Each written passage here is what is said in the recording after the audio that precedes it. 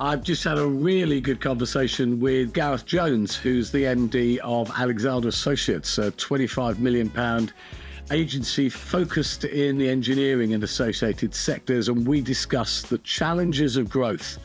And there's some really great nuggets in there about the use of technology and making sure you're using what you've got, about the resilience of growth and how to be strong as the market changes, the challenges of adapting to a market, and also looking at your teams and how you grow as a leadership team. There's lots of great nuggets in there. I think you're going to really enjoy this podcast.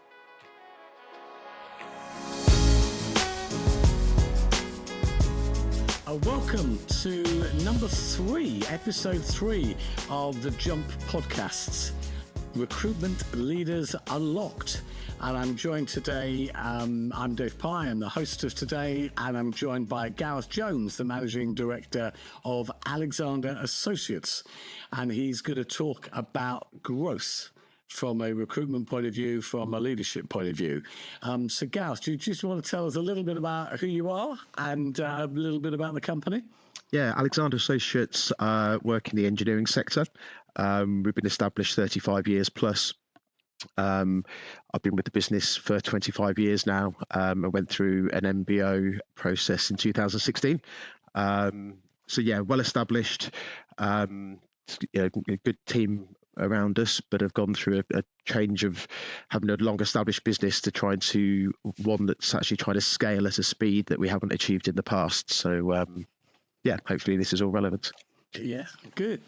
Well, listen, let's get going. We've got 6 questions. I'm looking for the full of insights and magic words, Gareth. That's what it is. Not set the bar too high, but hey.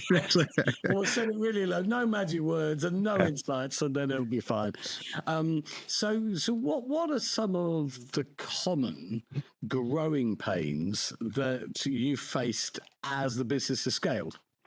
And how did you address them? Because to maintain momentum is tough, isn't it? So how did you address that? Yeah, I think obviously having been in a business that's the kind of long established and had a business plan that works, which is more like a bonsai tree than a Leylandii. You know, we'd bring staff in, develop them ourselves, take a lot of time to upskill them, learning on the job, to then actually realizing that if we're not growing, we're basically dying. We really wanted to scale the business. The dangers, as usual, are loss of culture. You've got something that works very well, it's very established and the process works, and then try to change things to grow quicker. Certainly we couldn't achieve the growth ambitions that we had replicating what we've done in the past. So yeah, that culture piece was really hard. We had to bring in expertise where in the past we'd always grown our own. And I think the assumptions then that bringing in people who have got experience, have got the same skill sets that you value so highly in the business, even when you interview people and you understand that it's all about the registering candidates, understanding their needs, not just hitting targets. You kind of think you meet those values. But then things like the assumption that people are going to have the onboarding processes. One thing that we saw that we didn't anticipate was issues around client onboarding. So obviously we'd worked with clients for years. We knew them very well. We knew the accounts people, the accounts payable people. We had terms all set up. And there's an assumption that, you show somebody once the onboarding process of a client and they're going to actually go through that process. Yeah. But they may have worked in a business where, they may have a team of doing that, or, maybe they'd only worked in a business where they're doing permanent recruitment and they don't realize the importance of cash flow when you're placing contractors.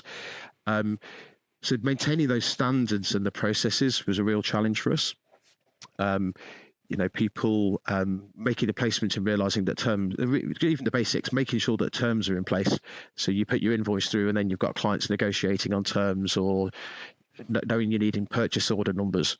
So the importance of processes and trying to avoid assumption that people, just because you've shown them once or it's in the training file, that people are going to follow those processes, was absolutely critical. We made a lot of mistakes. Onboarding new clients and along those processes.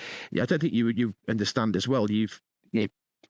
with the invoice discount line, if you're so used to achieving 35 days payment terms, and all of a sudden you're bringing new clients in and you're not meeting the performances that your facility provider are used to, all of a sudden for the first time you're starting getting questions of why your day's slipping, and all of a sudden your retentions are going from 50,000 to 100,000 or 120,000, and you don't really anticipate the difference that can make on your cash flow.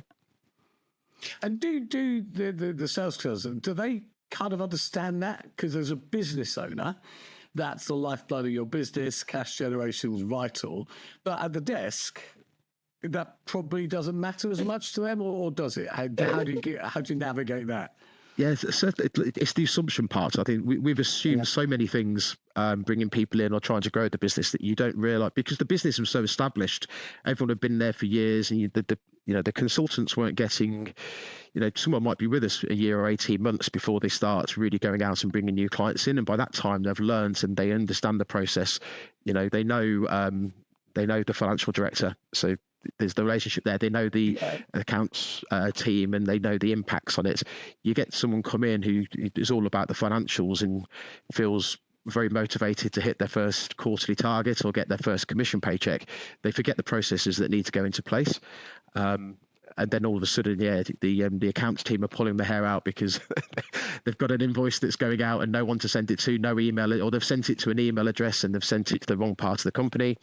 We've had issues where we're dealing with residential developers, for example. You may have a residential developer that's a known entity, you know the name, but you're not dealing with that company. You're dealing with a subsidiary of a subsidiary of a subsidiary, and invoices are going to line managers when they should go to QSs, or they're not being copied into the financial teams. So that onboarding of clients and communicating to the consultants the importance of it is something that is a lesson that we've learned. Fortunately, it was never kind of the case where we were running out of money. But if we'd have hit those growth targets and then had the credit crunch, for example, what we went through in 2008, 2009, that could have made a real impact. Making sure that those consultants understand the impact, and that's part of the culture as well. If you bring in lots of people in and they don't necessarily know the accounts team as well, and they don't know the impacts of it, they're just focused on hitting targets and hitting their financial objectives. They don't quite understand the rest of the impact on the business. Yeah, it's important, isn't it? And how did you, as a leader, sort of balance the immediate business needs with the kind of long-term vision that you set yourself? Because it's interesting, you've been through an MBO, so a lot of people won't have been through that, and you've come out the other side of that, or from that point of view, but you've got a long-term vision. So how do you balance that between the now and the future? Yeah, it was hard. And when we did the MBO, we were very focused on just paying down debts. We didn't really look at growth. And in fairness, it was Brexit at the time, so we were kind of hunkering down. When we got to the stage when we kind of realised that it's a lot easier to grow out of debt rather than just pay it off over a period of time, we said, all right, we've got to grow the business. We've got to, an opportunity presents itself, or you spot a place in the marketplace you want to go after. We'd just basically chase headcount. So there wasn't a strategic plan there. You're just bringing in headcounts, and inevitably, when you try to do those things, it doesn't really work. So it's learning those lessons. So having the strategic goal, having the outcomes of the business that you're looking for, and then really working back and looking at past mistakes and errors. So, okay, we want to go into the sector. What's preventing us to do it? We want to go into 3 new areas that we see with a rising tide. Well, blimey, how are we going to bring those people in? How are we going to train? We might have to bring in expertise, but also we need to develop our own talent to support those, to ensure that we've got resilience and strength in depth. But blimey, how are we going to do that? Because all the leadership team are flat out. We're all working. Everyone's got a full-time job. So I think the first time we looked at what the goals were, and then kind of, okay, well, what are the barriers to success here? And then working back. So the first thing we did was look at the leadership team and the skills in place that we had within the leadership team, and we upskilled people. We kind of acknowledged where the skills weren't there and where the capacity issues were. So, in reality, if we brought 4 people in, we didn't have the expertise to we didn't have the time within the business to do that. So then actually, okay, going, well, this is the barrier to success. This is the day-to-day requirements of the business are that these people are busy and that they're delivering with clients. But the long-term plan is that we need to grow and build the teams. So then it's actually we looked at external support. So for the first time ever, we brought in people on fixed-term contracts who had a very different skill set to ourselves. Working with consultants, when we started our MSP offering, we didn't really have the expertise within the business. So actually using external consultants to be able to support that expertise. But I think the key thing there as well is making sure that you're learning on the process. So you're not just outsourcing the work, that you're creating the expertise within the business to meet those long-term objectives. But yeah, I think without kind of looking at where you want to be and how you're going to get there and identifying the issues on the day-to-day business, I think from our experience, what you end up is just bringing people in and and then following the weather vane, something happens and you go this way. But by having that strategic goal and having, when you've got your monthly leadership meetings, you could constantly come back to it and say, okay, these were the differences. How are we addressing them? Is it working? What lessons can we learn from them? And from a leadership team point of view, Gareth, as a leader, were you in a position where you were guiding your leadership team? Were they fairly new to this as well? Or was this something that you kind of collegiately said, look, this is the direction we're going in? Yeah, there were three, or that stage, there were three people on the leadership team, and we'd all been in the business for a significant period of time, and we'd been running the business for the previous owner for a number of years. Yeah. But there was no desire from that person to grow the business, particularly. They were very happy. They'd made their money. They were retired. There was money coming in.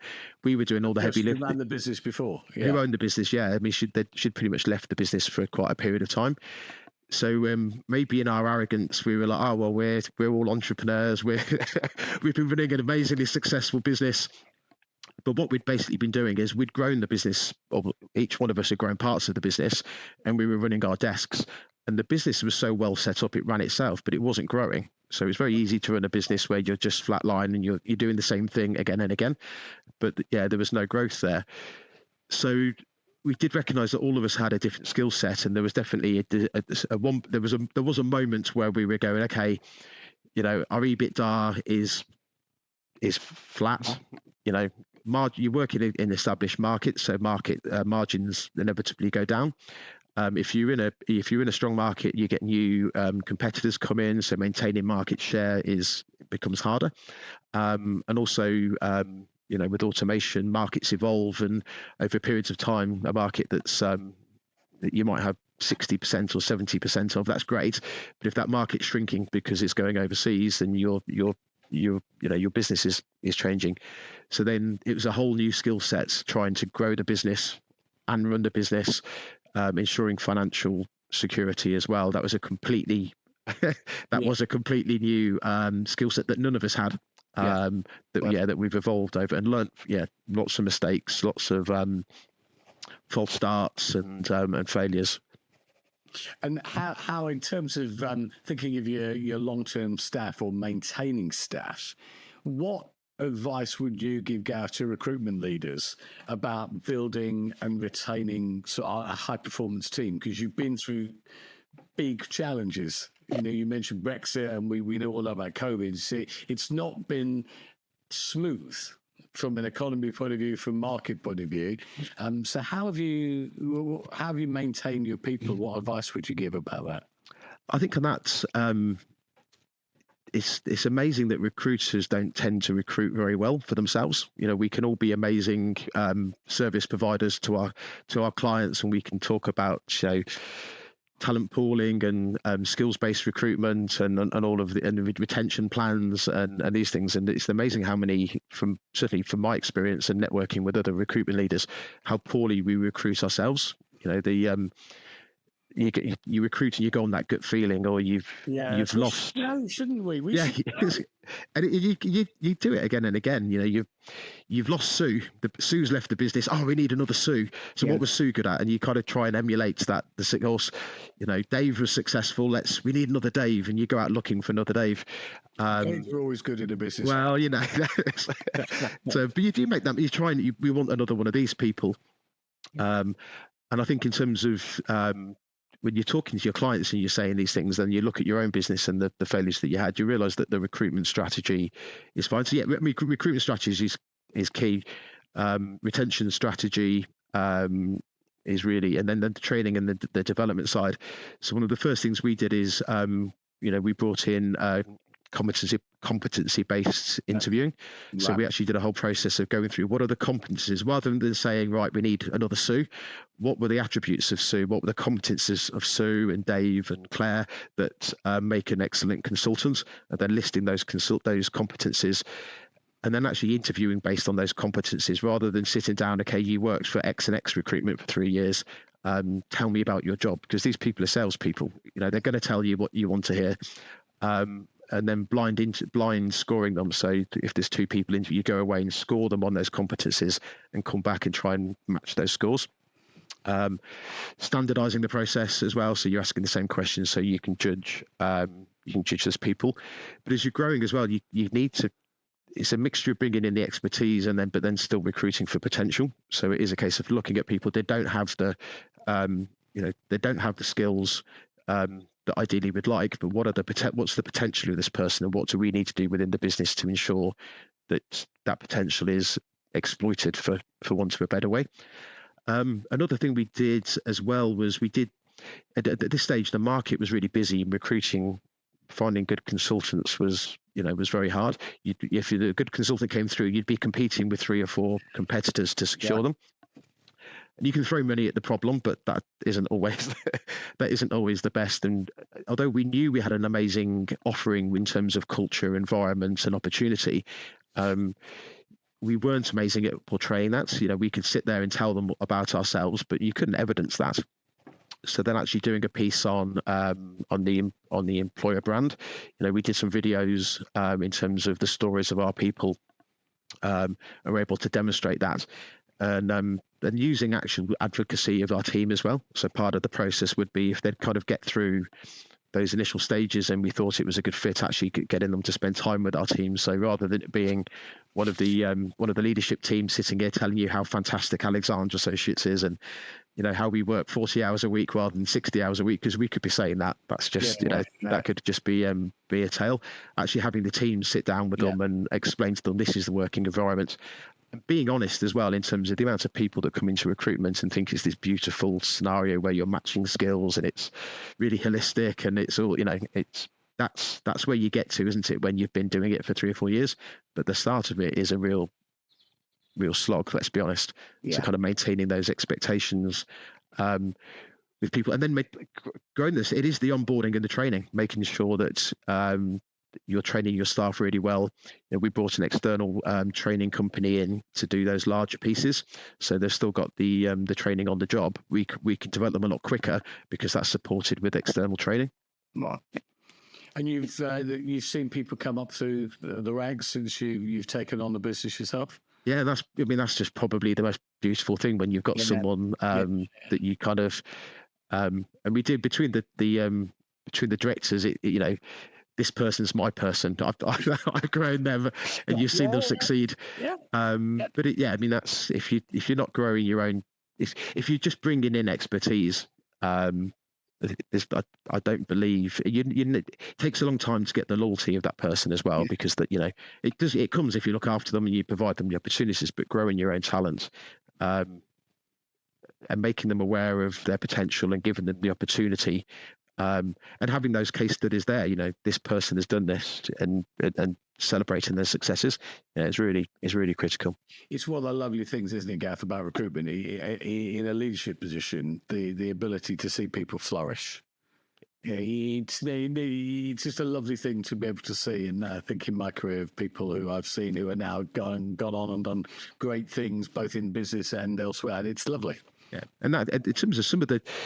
You can get so obsessed with your sales teams, with your consultants, because they're the ones that bring the revenue in. But we've got 2 people within the business who came in as consultants and decided they didn't like recruitment, which I get. Yeah, they didn't.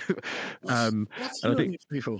Well, if it's not for them, they didn't. And when they sat down, it was certainly, well, listen, if you don't like it with us, you're not going to like it down the road. They're not under undue pressure. The work-life balance is really nice. And I just think I've had it. And then when you look at these people, you go, well, what? And you go back to those competencies as well. Okay, maybe they don't have that resilience, or that maybe that's not in their nature. But what skill sets have they got? So we've got a lady who works in sales support within one of our teams. Her communication skills are amazing. She can still liaise with clients. She just doesn't like the pressure of having to go out there and go through those searches and headhunting people. That's not her part. But actually, when we looked at her and said, okay, well, listen, you have got a skill set. What can we do? How can you assist the teams? And we've got another lady now who did the same thing, came in, she'd done a year at another recruitment company, wanted to move on, joined us, liked the business, but just decided she didn't want to do recruitment. And when we were talking to her, she had a passion for marketing. So, okay, great, let's develop her. Yeah. We brought a mentor in to support her, and she's done an amazing job on the marketing side. So yeah, the reward from developing your people and getting the potential out of them is, the money's great. Listen, we're all in business to try and make a profit, Sure. but actually developing your people and seeing them succeed where, maybe other agencies would have let them go, or not seeing those opportunities is a real reward. Yeah, I think, and two key drivers. One of them clearly is people, but in the world in which we live now, the other one is technology. So can you just tell us a little bit how innovation and technology has played in your growth? And how do you decide as a leader where to invest? Because there's so much out there. I'm probably better qualified to tell you what not to do, or share experiences of what not to do, rather than and doing it. I mean, we're going through a process at the moment of reviewing our front of house tech stack.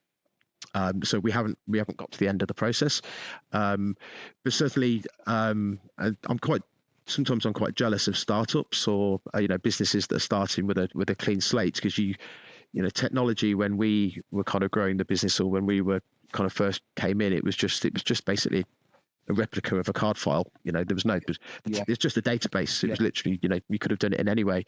And over kind of 25 years or 30 years, those things evolve, and the worst thing you can do is just be sold something and try and bolt something on, and you end up with 4 or 5 different platforms that have all got the data in the wrong places. There's no seamless, and you're not utilizing any one of the packages fully. So that's certainly the mistake that we've made, and we're looking at the moment in terms of how to extract more productivity. I think the pitfall that we're avoiding at the moment is not just going out to the market and inviting people in to sell to us. It is looking at the platforms that we've got. How can we extract more productivity, engaging with the providers who probably take us very much for granted, or some of them may take us very much for granted if we've been working with them for 10 years or 15 years or 20 years. We're just the cash cow that they, and in fairness, we haven't gone to them and demanded support to utilize the products. So that's the process we're doing at the moment, looking at the tech stack that we've got. How can we utilize it more? And then doing the putting in place the change management piece to ensure that we are utilizing it. I think once we're utilizing it in a way that that we can see the benefits of it, we'll be in a better position then to go to the marketplace if we need to, and go, okay, we're now utilizing things properly. The data's in the right place. How could we do better? But one area where we did make a change was in our pay and charge systems. We've got an amazing accounts department, and we really see the value of having that human touch. We didn't want to outsource. We didn't want to kind of put it out to another company. This wasn't an exercise of trying to cut costs. It was, we were growing the business, and you could see very clearly you add X number of contractors, and you need to add X number of headcount in the accounts team to manage those processes. And we explained to the team, we need to change this. We need to be able to scale without headcount. We need to have more capacity within the system. So actually reassuring those teams that we're not here to get rid of, we're not doing this process or this exercise to get rid of people. We're looking to make sure we can scale without having to add headcount. So then you're able to utilize their expertise, and we're able to map out every touch point within the process of, getting timesheets in. And then being able to understand the functionality of the piece of software that we need. Again, we didn't want to just, really easy to go to Expo or go to one of these events and be sold by whoever's there and telling you these things. So we did use an external consultant who knew the market very well. Sat down with them, and we literally had the whole process tree of what we do at the moment and the processes that we thought we could remove, and then like a personal specification, I guess. These are the essential criteria of it. These are the desirables. These would be nice, but we don't need to be paying for this. And actually using their expertise to go to the market, ensuring as well that we're paying them, so they're representing us. They're not on a commission-based structure where they're going to or be tempted maybe to introduce you only to the businesses that they've got terms with, and then being demoed by 3 companies, and being able to make the decisions based on that. One piece of advice that I didn't listen to on that, and it probably cost us more money in the long term, is you look at them, you can look at the costs of a piece of software, but whether the choice of paying for an established piece of software is in the long term better than going with an early adopter. And you can be sold, we're fairly new, we're established in the marketplace, but but these promises are, well, we need this functionality. We need the expenses, for example, was one issue. We needed quite a dynamic expense module. The promise, we're developing this and we can develop it in your because you can help us do it, and then you end up beta testing it for them.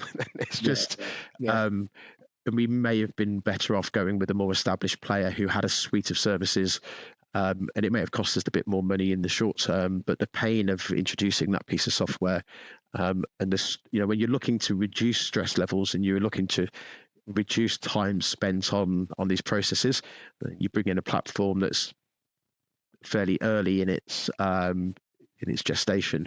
So looking back, although it's worked after 18 months, 2 years, we're in a really good place. I might have been tempted, and I think our team who actually ended up implementing it might have been tempted to go for the slightly more established piece of software that was proven. Would have been proven there.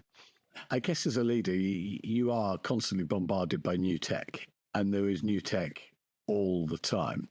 And your point about sometimes actually getting the best out of what you have is time well spent. Yeah, and this is the bit that we're looking at the moment, the change management side, because people are stuck in their ways. They've been using the system in a way that works for them.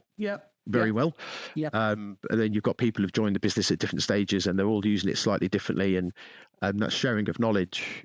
You realise people are using one person is using the system in a way that no one else is, but hasn't shouted out, "Oh my God, we're doing this," and the communication part of that has been huge. But I think I'd much rather make sure that we're utilising the tech that we're using to the full, rather than trying to be tempted to bring something else in, because if you're not making the most of what you've got, there's very little point spending money, and that the cost of change is huge, isn't it? And the disruption to the business is massive. So and then tech is part of the series is about growth, and tech is a growth enabler, but it can also stall growth if you end up spending a lot of time getting wrong, or trying to weave and put 2 or 3 things together that ultimately they may not go. What about as a brand? You said you're an established brand. You're a big sort of £25 million business. You're known. You're respected. So how do you continue to stand out in a market that is evolving all the time? Recruitment is increasingly competitive. So what makes Alexander Associates stand out in that market? We kind of struggled with this because we were very established in our sectors. Yes. And our reputation preceded us. We've been around for a long time. People knew us. They would trust us. So, you're not banging on doors. If you phone a client, the client will take your phone call because they know that you've got something interesting to say. And then, obviously, developing new areas, going into new sectors where your people don't know you, and you may as well be a startup for all they know. And obviously, often the perceived value of agencies could be quite low because it is transactional. They've just got people sending CVs and bombarding them with phone calls. So the marketing piece for us was a real game changer, trying to leverage we talk about proud of our heritage, excited by our future. So actually, we're going into these new areas, trying to leverage the heritage of the business, the fact that we've been around for so long, using case studies and testimonials, which we never really did in the past. It was such an untapped resource, and actually marketing within these areas. So yeah, it's the first time we went from having someone do the odd LinkedIn post or outsourcing. We outsourced our marketing for a while, but because we didn't have a strategic plan, the marketers got very frustrated because, okay, well, what's your plan for the next 12 months? And we were like, well, we're doing this, we're doing that. So bringing it back in house, really sitting down and having a bit of external help as well with the team, saying, okay, these are the objectives for the business. We want to grow, and we want to develop our talent advisory parts within the businesses that within the industry that know us so well. Yes, yeah. But we want to leverage that heritage and go into these new sectors. So then actually marketing with the sectors, so with like a mixture of case studies, market insights, thought leadership, examples of success within these new areas. We did actually find quite quick, within 8 to 10 months, our response rates on LinkedIn were increasing because people knew us in the sectors. You can certainly with LinkedIn look at the areas that you're interested in, the target markets or the target locations that you're interested in. What's your saturation point? How many people within those job titles, or if it's HR consultant, talent advisory, or HR, how many people have actually seen your brand? And you started it, and you realize it's like less than 1%. And it doesn't actually take much to get to the stage where you're hitting 15, 20, 25% of those people have seen your brand. And marketers love to tell you that you need 15 touch points or 15 impressions before people start to recognize you. But by actually strategically saying to the marketing team, this is a sector that we're going into, we want to be present in this sector, and actually using their expertise to create those thought leadership pieces. So you're not just using ChatGPT to come up with something, but there's a campaign every week. There'll be 3 or 4 posts going out within that sector. All of a sudden, when you're calling the clients or you're speaking with candidates, they know you, and your response rates come back. And then actually measuring the generation of clients. And for the first time ever, we've actually had clients contact us on the back of seeing us on social media and understanding that we're within those markets. So certainly to differentiate ourselves from our competitors, it's about the delivery at the end of the day. Yes. But having a really strong marketing campaign to kind of give you those warm leads has been a completely game changer for us. We've always just thought of it as we're throwing 30, 40 grand a year at something, and maybe it'll work. But with some strategic thought behind it, that has certainly given us an advantage in those sectors. Okay. A final question. Looking back, Gareth, what one decision or mindset shift has made the biggest impact on you and your ability to scale Alexander Associates successfly? Yeah, I think it's kind of a bit of a well-used analogy. You're kind of working on the business rather than in the business. So you being able to see past the end of your nose, see past the end of the week, the month, or the quarter, and actually take that time to strategically think about the business and actioning it. Actually having the courage of your convictions to go, right, we're going to, we've got a plan. We know what we want to do. We now know how to do it. We've created the blueprint for success in terms of how to go into these new areas and then replicate it and actually do it. I think as well with that, the resilience of growth is really important, because we've seen shoots of growth. We've gone into a sector and done really well, and it's and then all of a sudden you realize it's falling away and you struggle to understand. But creating sustainable growth in those areas, so making sure that the desks aren't just making invoices, but you're creating databases, the quality of the information on the system, so it's sustainable. Strength in depth within those teams, so if one person is ill or has a reason why they're not performing, you've got a team of them to come through. and the financial security as well, in terms of, we mentioned Brexit. So we've been through, credit crunch, Brexit. Since we owned the business, we've been through Brexit, IR35 twice, essentially. COVID, of course, and then a high inflation in the cost of living crisis, and now employment increases employment costs. To ensure that you've got that resilience in the business, because every time there's a disruption in the marketplace, the agencies that don't have that financial resilience, or have just enjoyed the good times and taken the money out of the business or not reinvested, they fall away. And that gives an agency a real opportunity, because it kind of clears the decks, and all of a sudden there's always the clouds always clear, and there's opportunities there. So ensuring that you've got that financial resilience to go through the hard times, and then exploit it when those other agents disappear. Yeah, great, thank you. That's really helpful. I've been scribbling down as you've been speaking. Well, share those notes back with me, so I can make sure that they're not forgotten in terms of our next board meeting. This is what you said. But you talked about the importance of cash flow. Having an MBO. One of the lines that I really like, you said that it's easier to grow out of debt than just pay it off over a long period of time. And I think for many recruitment leaders who've been in this situation where they've bought a business or they're trying to grow, I thought that was a fabulous point. And you looked at your leadership team and the skills that they had, but also the skills that they didn't have.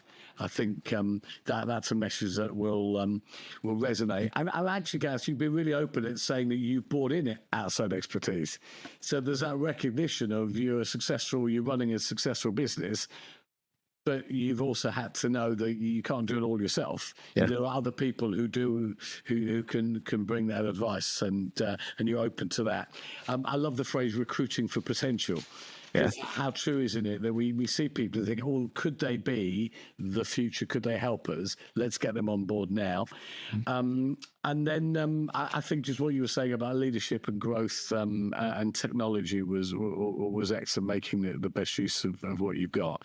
So thank you. I have got one final question. Having said there was a final question, if you've got one piece of advice for a recruitment leader, and we're asking all of those in the whole Recruitment Leaders Unlocked podcast series, if you've got one piece of advice, what would it be? I guess it is that resilience, ensuring you've got the resilience in the business. The diversity in terms of sectors that you work in, and it's that don't take what you've got for granted. If you're not growing, you're dying. If you're not growing the business, you're wilting on the vine. So that would be my. Is that one piece or two pieces? Yeah. If you're not growing, you're wilting. That's the beginning, doesn't it? It's that bonsai tree in Leylandii at the beginning. Yeah. Yeah, be the Leylandii, not the bonsai. I mean, the bonsai is great. You want the deep roots and the foundation, but it's a long, hard drag if you're a bonsai tree. It's beautiful, but it's you want a bit of growth there as well. Yeah. Oh, Gareth, thank you. Thank you for sharing your journey so far, and I look forward to seeing you soon. Fantastic. Thanks very much. Cheers, now. Bye.